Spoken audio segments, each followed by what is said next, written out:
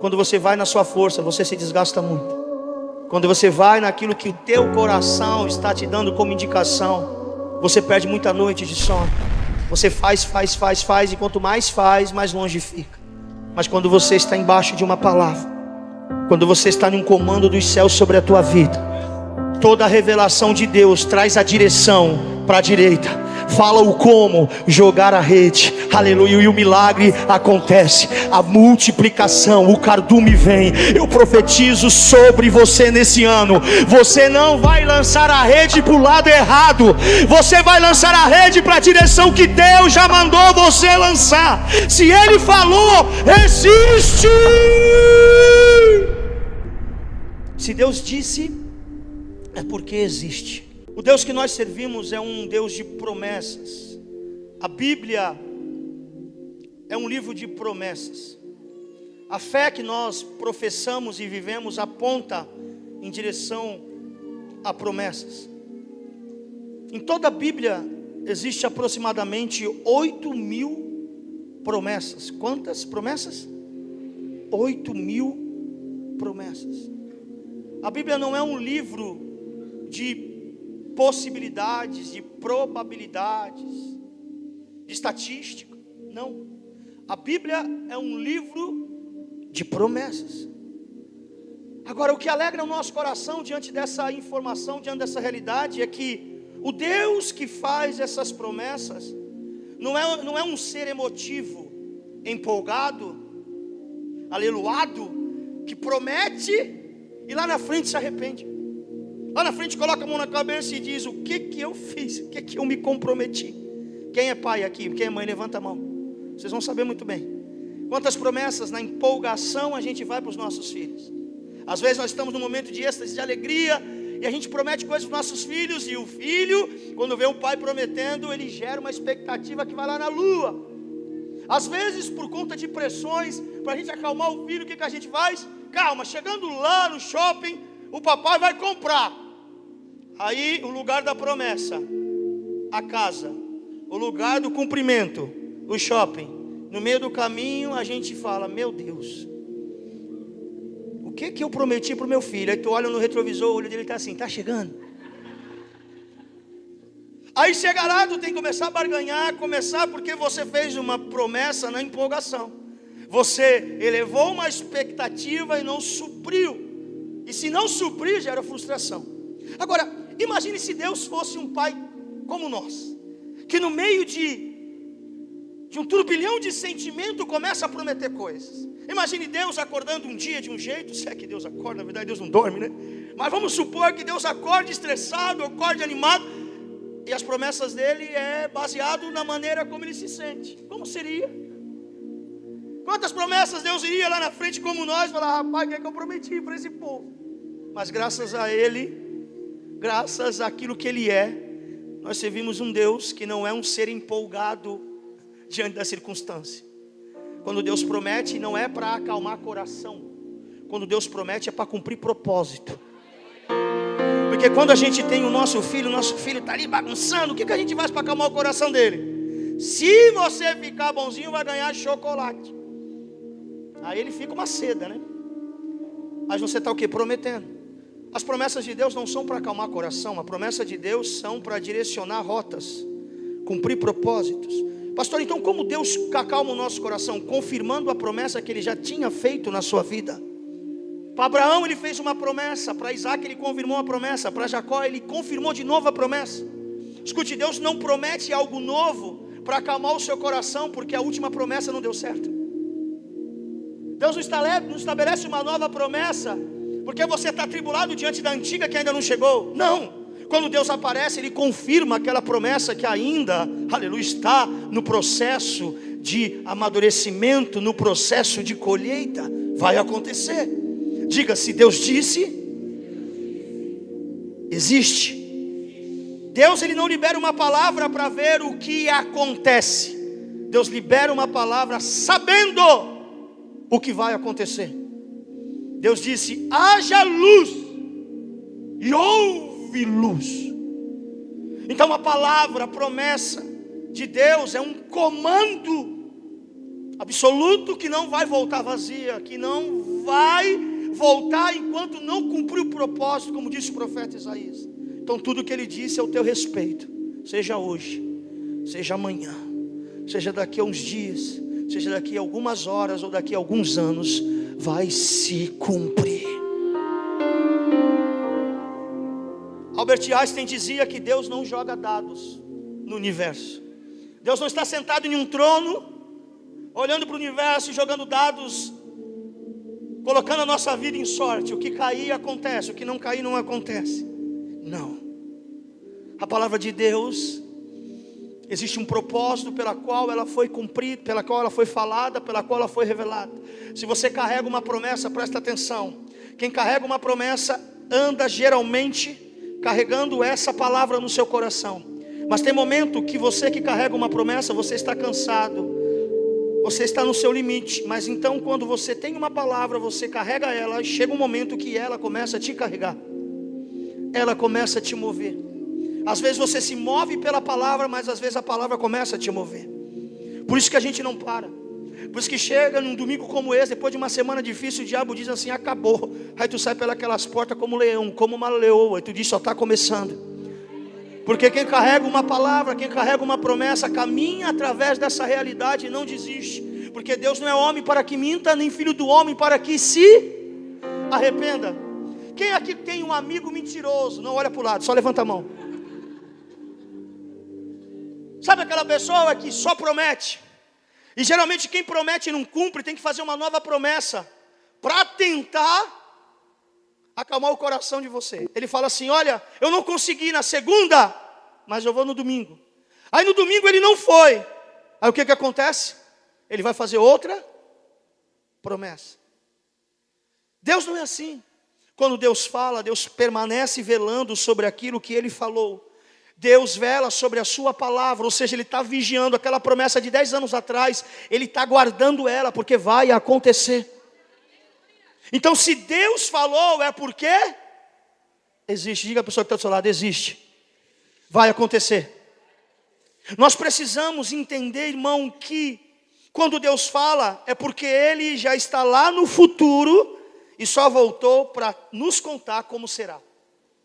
Vou repetir, quando Deus fala, quando Deus direciona uma promessa, é porque Deus já foi lá no teu futuro, Ele já viu como já aconteceu, está voltando para dizer, ei, vai valer a pena, vai dar certo. Porque a Bíblia diz que Deus é o que conhece o nosso futuro, o nosso amanhã. Nós não estamos lá, mas Deus já está. Uma coisa é alguém te contar o que ouviu falar. Sabe o Rádio Peão Gospel? A pessoa não estava lá, mas ela ouviu. E geralmente quem ouve, ou aumenta, ou omite. Se foi 50, vai dizer que foi 100. Outro vai dizer que foi 10. Porque a pessoa ouviu, mas não viu. Então quando você quer saber algo, e você pergunta para quem só ouviu, a pessoa não passa com segurança, porque ela não estava lá, ela só ouviu. Agora olha para mim.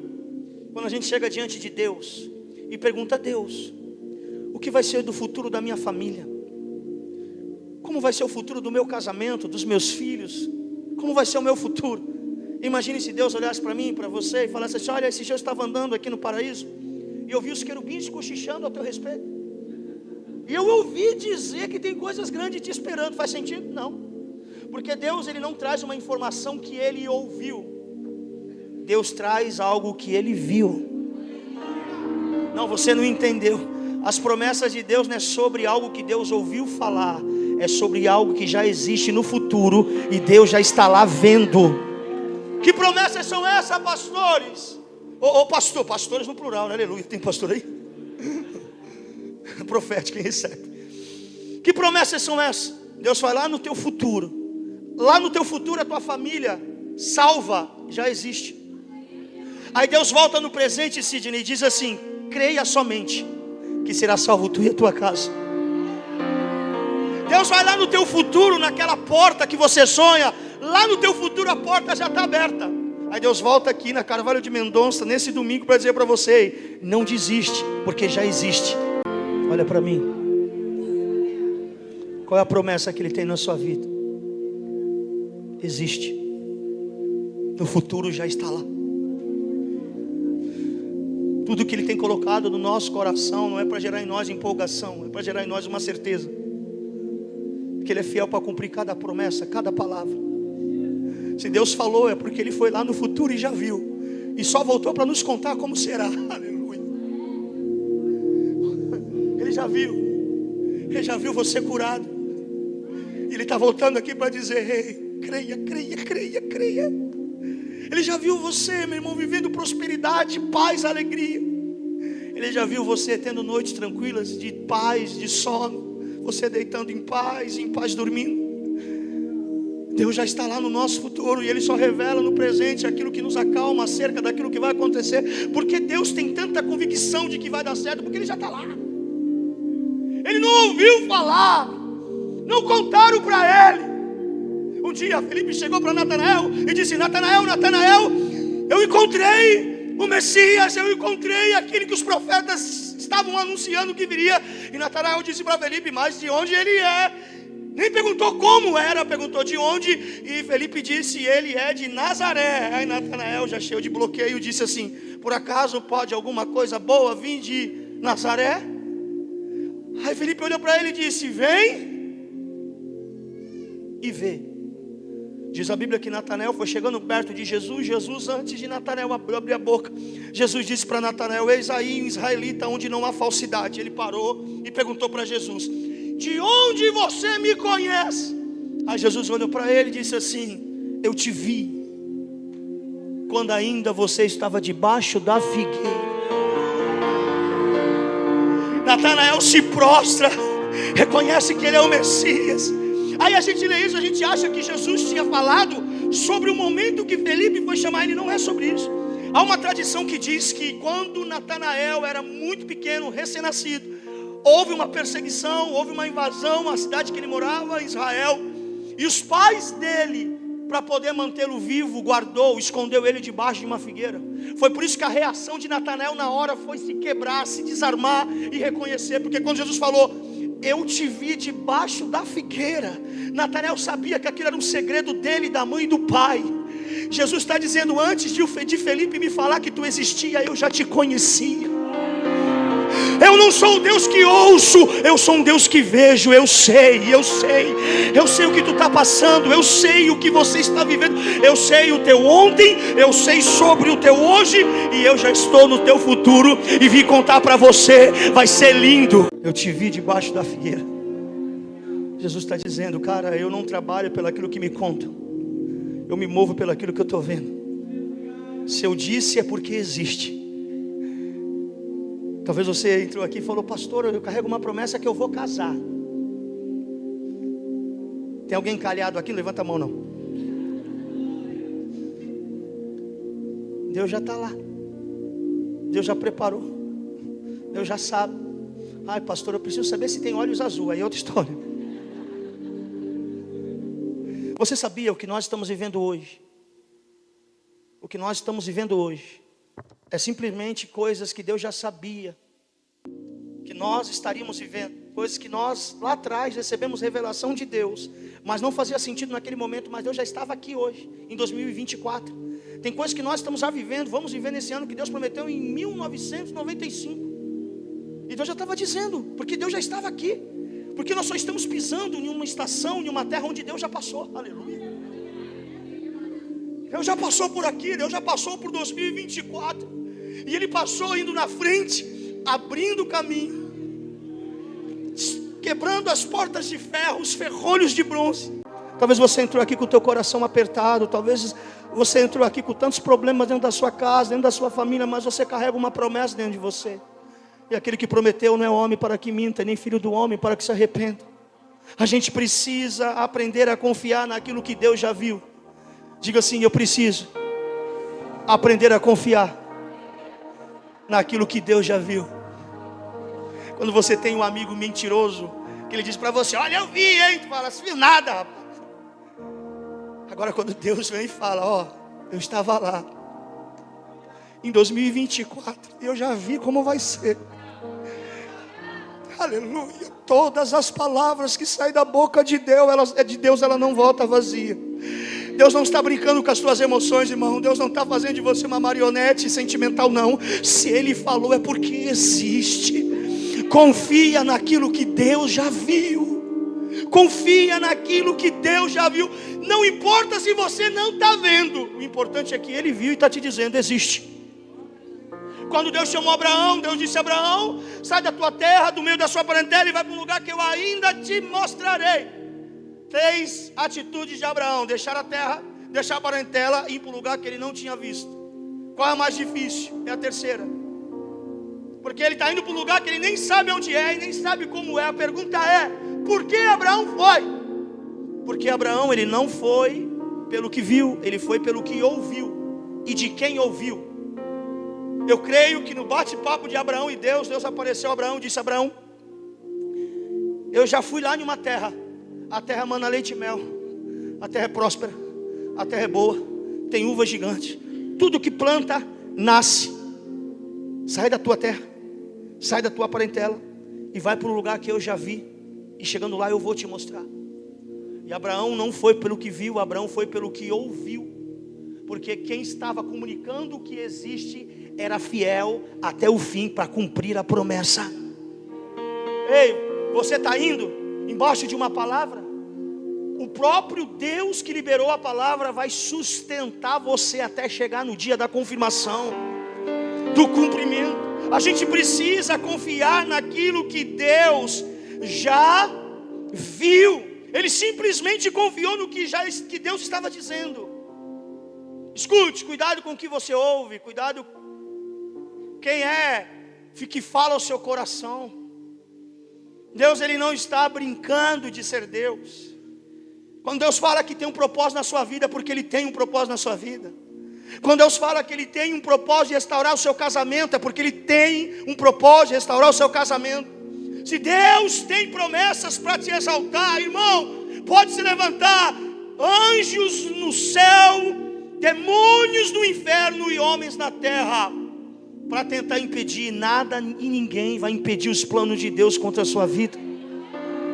Mas a gente precisa confiar naquilo que Deus já viu. Todas as vezes que você vem na igreja, todas as vezes que você dobra o joelho, todas as vezes que você escuta um louvor, todas as vezes que você está no GC, Deus está comunicando o que no seu coração. Deus só está alimentando aquilo que Ele já falou um dia.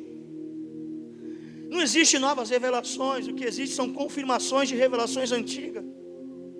Porque quando você começa a caminhar com Deus, Deus já começa a falar nos seus ouvidos aquilo que Ele tem ao teu respeito. E cada caminho, cada processo, cada momento, por mais difícil que seja, Deus vem confirmando. É uma palavra aqui, é uma profecia ali, é uma confirmação lá, é um louvor que faz sentido. É um momento de oração que o Espírito Santo te toma. É Deus te abastecendo, enchendo o teu tanque, para que você chegue na estação da promessa.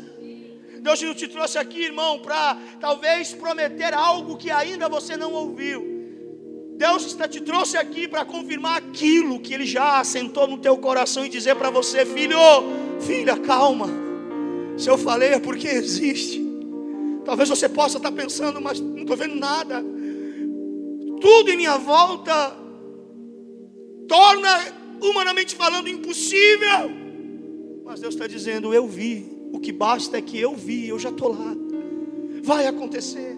Eu gosto muito daquela passagem onde Jesus, Ele chama Pedro e João. Pedro é o sanguíneo, João é o melancólico. Pedro é o que bate, João é o que assopra.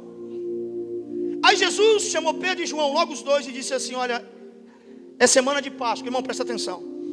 Semana de Páscoa naquela época, segundo os estudiosos, quadriplicava o número de pessoas em Israel, em Jerusalém, melhor dito, por causa do templo. Era 20 mil sacerdotes só na semana da Páscoa para dar conta de tanto sacrifício. Todas as casas estão lotadas, porque tem que fazer a ceia de Páscoa. É a festa maior para os judeus, a maior festa religiosa. Todos os judeus de todos os lugares tinham que ir para lá. Aí Jesus chega aos 45 do segundo tempo, a semana já ali dentro da semana, ele chama João, chama Pedro e fala assim: olha, chegou a Páscoa. Eu fico imaginando João, Pedro olhando para ele falando: que novidade. Aí Jesus diz: nós precisamos preparar um lugar para a Páscoa. Pedro olha para Jesus, aí são palavras minhas: Jesus, isso era para ter feito essa programação no mês passado. Não tem espaço, tá? Jerusalém está apinhada de gente, onde vai encontrar lugar? Está lotado isso aqui. Aí Jesus vai falar assim: vamos fazer o seguinte, vocês vão entrar na cidade. Quando vocês entrarem na cidade, vocês vão ver um homem com uma lata de água na cabeça. Pedro olhou para João e falou: tá louco? Tá, Jesus, e depois? Vocês vão seguir o homem com a lata de água na cabeça. E a gente não vai conversar com ele. Não, vocês só vão seguir. Sabe aqueles detetives? Vão ficar só atrás. Esse homem vai levar vocês por uma escada. Vocês vão subir a escada.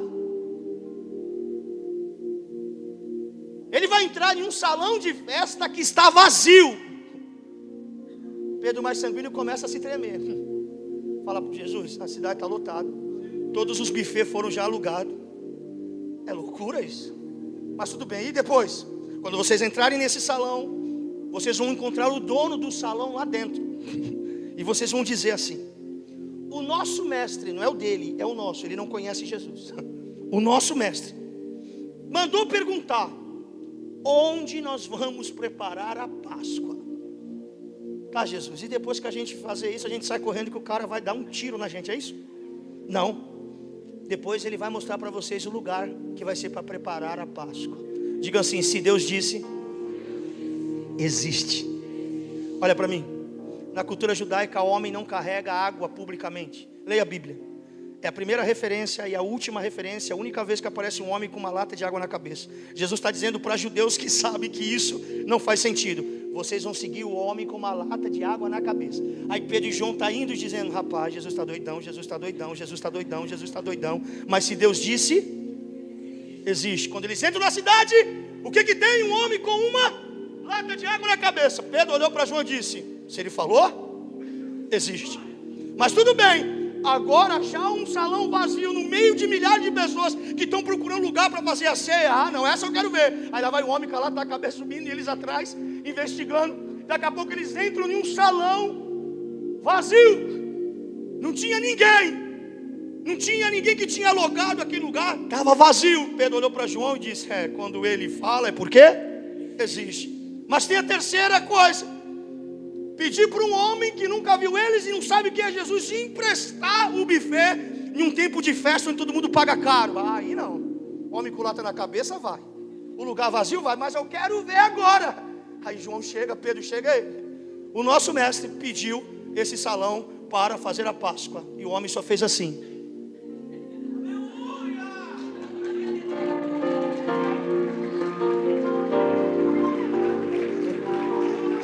Se ele disse, é porque existe. Olha para mim, 2024. Ele já preparou quem vai te guiar. Ele já preparou o lugar. E ele já preparou o sim. Ah, tu não pegou, irmão. Não. Eu vou pegar para esse lado, Nesse ano, ele já preparou quem vai te guiar. Ele já preparou o lugar. E ele já preparou o sim. Porque o que ele fala, existe. Chacoalha o teu irmão, diga para ele: existe. Não vivo pela vista, não. Eu vivo pela fé, então Deus proverá.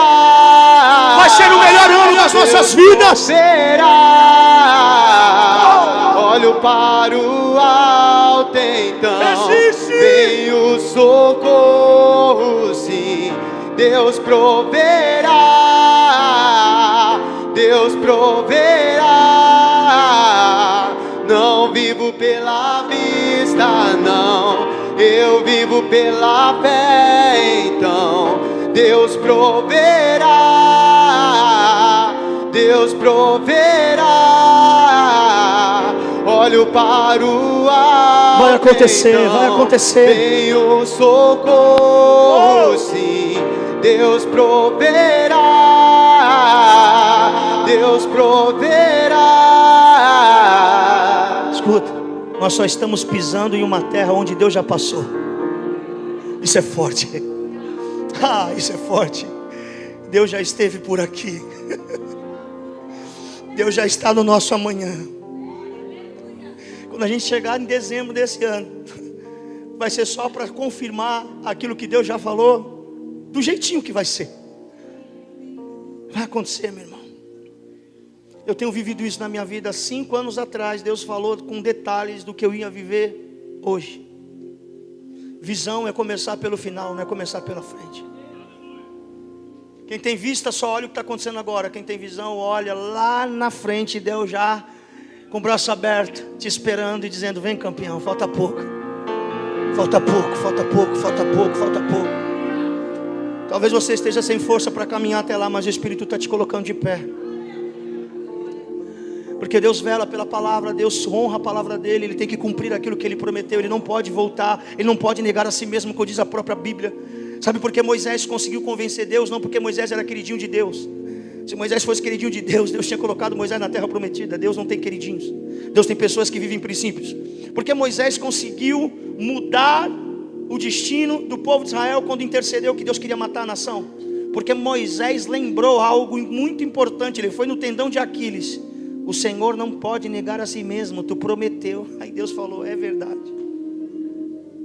Deus está dizendo: Moisés, ainda que o homem seja infiel, eu permaneço fiel. Porque não é sobre o que o homem faz, mas é sobre o que eu falei sobre ele. Então escute o que eu estou te falando e receba essa palavra na tua vida. Nem que Deus tenha que te quebrar, te morrer, refazer de novo, para te preparar para você receber tudo o que ele prometeu. Ainda que ele tenha que fazer isso, ele vai fazer. Porque Deus não está preparando a promessa para nós, Deus está nos preparando para a promessa. A promessa já existe, irmão. A promessa já existe. Deus não faz nascer frutos viçosos, frutos grandes em galhos curtos. Primeiro tem que estender o galho, tem que ser frondoso, tem que ter estrutura. Aí vem frutos grandes, porque frutos grandes em galhos pequenos quebra. Então aguenta mais um pouquinho, chora mais um pouquinho, geme mais um pouquinho na oração. Vai dizendo: ai, ai, ai, ui, ui, ui. Às vezes é tanta dor que a gente chama até Jesus de Genésio quando está no desespero. Mas Deus está colocando a gente na bigorna, porque Ele fala: ó, já existe, já está preparado. Agora eu tenho que te preparar para aquilo que eu já preparei para você. Pega isso aqui, irmão, pega isso aqui. Se Deus te disse, não tenha medo, vá em frente. Existe. A mulher do fluxo de sangue, ela tinha tanta convicção do futuro que ela conseguiu vencer a dor do presente. Aquela mulher do fluxo de sangue estava há 12 anos vivendo três tipos de segregação. Naquela época, esse tipo de enfermidade, a família abandonava a pessoa. Por isso que você vê a história dessa mulher sozinha. Na Bíblia, quando você vê mulheres sozinha, significa que ela foi abandonada pela família, porque é uma cultura naquela época muito machista, muito patriarcal. Então, quando há referências de mulheres, geralmente, quando a história está focada na mulher, tem alguma coisa que aconteceu nas entrelinhas. No caso dessa mulher, a doença dela afastou ela da família. A família abandonou. Se tivesse marido, o marido abandonou. Então ela está sozinha. Diga, ela está sozinha. Segunda segregação é social. Ela não pode se relacionar. Se ela sair para a rua, ela tem que falar: estou impura, para todo mundo abrir caminho e ela passar, para as pessoas não se contaminarem. Terceiro tipo de segregação religiosa. Ela não pode ir numa sinagoga, ela não pode ir no culto, ela não pode participar de nada que envolva Deus onde tem pessoas. Por isso que o texto começa dizendo e falando sobre ela assim: e essa mulher disse consigo mesmo. Por que ela disse consigo mesmo? Porque não tem com ninguém para conversar. Não tem ninguém para dizer assim: olha, eu tenho um sonho, deixa eu compartilhar comigo o meu sonho. Olha, eu tenho uma ideia, não tem ninguém. Então a Bíblia diz: e ela falando consigo mesmo. Porque quem tem fé, ainda que falte opiniões em volta, a pessoa continua, vai em frente. Ainda que esteja abandonado, mas falando consigo mesmo, ela disse: se eu somente tocar, certamente serei curada. Essa mulher está dizendo: a minha cura já existe, só falta eu chegar lá e tomar posse. Ela não está dizendo assim: se eu curar, o que vai acontecer? Ela diz: certamente, diga certamente. Se eu curar, se eu tocar, serei curada. Então o que a Bíblia está nos ensinando, irmão? Quando você tem convicção daquilo que te espera lá na frente, você não vai parar diante daquilo que te prende agora. Você vai continuar. Porque a fé é o firme fundamento das coisas que eu não vejo, mas é a convicção das coisas que eu espero. Vai ter gente que vai te ver nesse ano 2024 correndo em direção ao teu sonho, ao seu propósito. E as pessoas vão perguntar: para onde você vai? Você vai falar: estou indo para o meu futuro.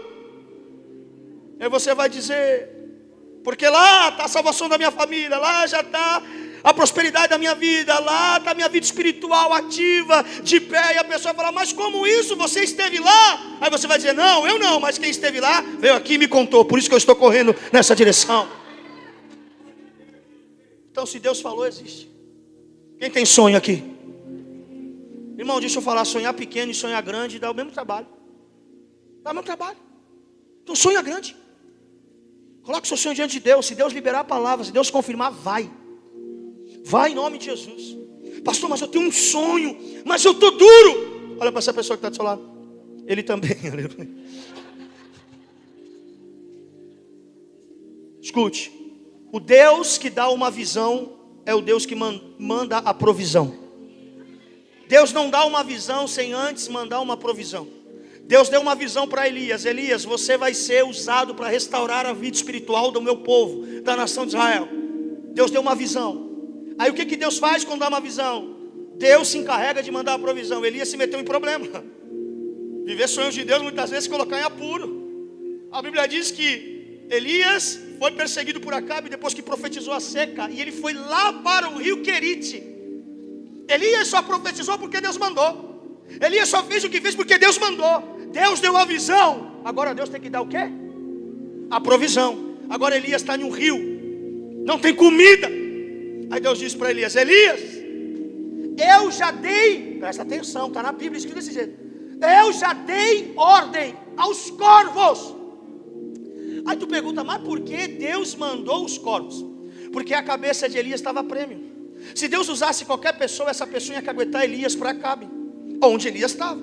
Aí Deus falou, Elias, eu te dei a visão, vou te dar a provisão. Como? Eu já dei ordem aos corvos. Deus fez uma reunião com os corvos. Chamou os corvos, vem cá todo mundo. E corvos na nossa linguagem é urubu, diga urubu.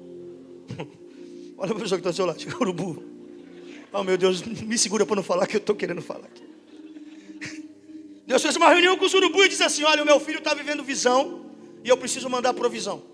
Vocês vão levar para ele de manhã pão e à tarde carne.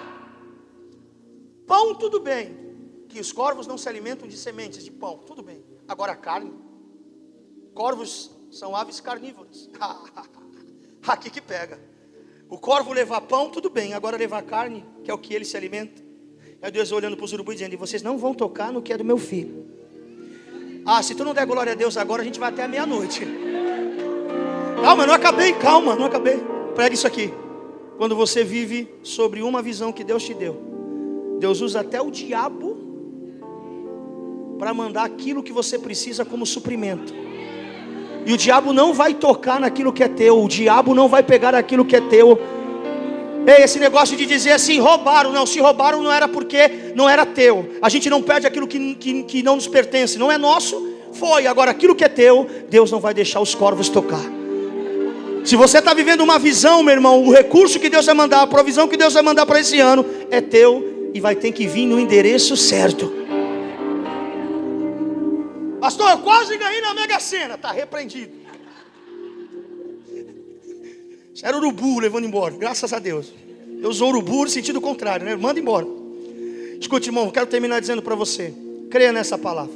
Se Deus falou, existe.